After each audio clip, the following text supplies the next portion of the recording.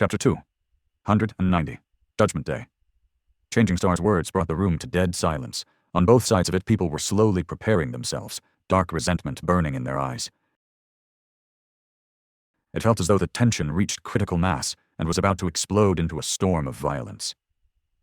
Only 3 people remained calm and unaffected by the direness of the situation. Nephis herself, Sunny, and Tessai. The giant bared his canines in a grin. His eyes, however, remained cold as ice. What a revelation. And here I was, thinking that you are a great defender of justice.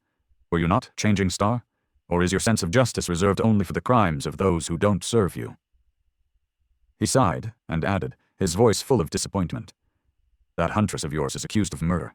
Why are you trying to prevent me from bringing her to justice? I thought that you, of all people, would not get in the way of fairness. Nephis frowned. Accused does not mean convicted. Why do you claim that she is guilty? Tessai stared at her and said, his low voice sending tremors through the stone hall. There is plenty of evidence. There are plenty of witnesses. So many people came forward to give a testimony. Her guilt is undeniable. How will you answer that, Changing Star? Sunny smiled slightly.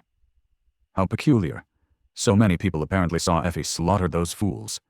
Did I imagine killing them, or what? I was a bit crazy at the time, to be fair. Ha! Before Nephis could answer, Kai suddenly took a step forward and shouted, That is impossible! However, she made him stop with a stern look. The charming young man hesitated, then gritted his teeth and fell silent, glaring at Tessai with burning indignation. Changing Star turned to the imposing giant and smiled.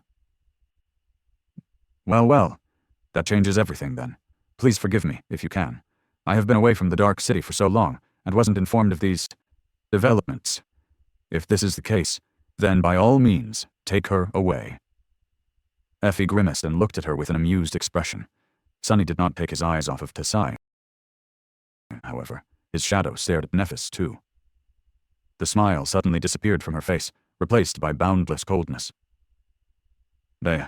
However, I am coming with her. All of us are, in fact. We are awfully curious to see that evidence and hear those witnesses. And most of all, we are all dying to see justice done and those guilty punished. Surely Lord Gunlaug would not mind. An expression of dissatisfaction appeared on Tessai's face. With a deep frown, he looked down on Neph from his oppressive height and said in a growling voice, Why do you think that you can come, wench? Changing Star was silent for a few moments, calmly looking at him. Then, her eyes suddenly shone with furious white light. In a voice that promised agony and death, she said with contempt, Who's going to stop me? The giant stared at her with a complicated expression. It seemed as though he was being torn between pride and fear. It was all a mask, though. A masterful performance to hide his true emotions. Triumph and jubilation.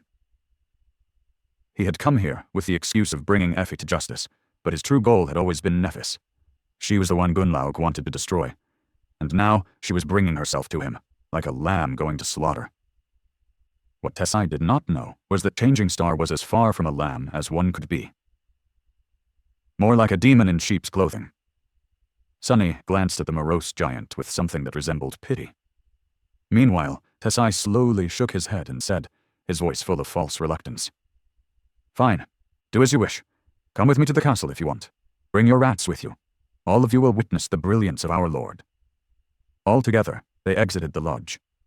Tessai was walking in the front, holding the tall huntress by the shoulder.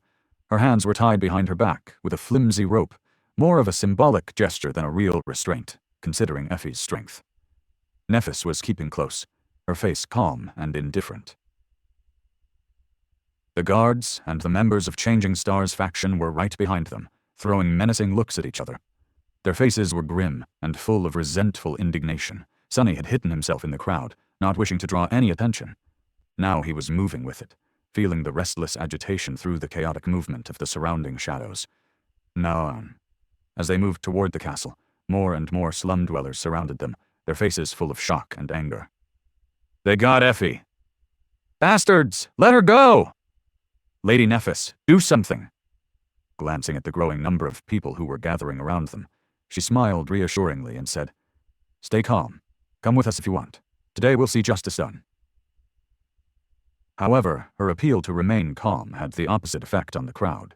It ignited it instead, and soon a clamor of shouts rose above the outer settlement. Justice! Justice! However, at some point, the tone of it changed, an almost palpable sense of bloodlust finding its way into the people's voices. The word they were shouting was also replaced, and soon the crowd was chanting something else, calling not for justice but for judgment. Judgment! Judgment! Sonny observed the raging beast of the human crowd with a troubled frown. A cold, familiar emotion grasped his heart. He knew this sickening feeling all too well. It was the same way he felt when facing frenzied nightmare creatures. Hell! As they drew close to the stairs leading to the entrance of the castle, almost 100 people were following them. The guards standing at the gates stared at the crowd with a bit of fear in their eyes. And at some point, Castor appeared out of nowhere and took position right behind Nephis.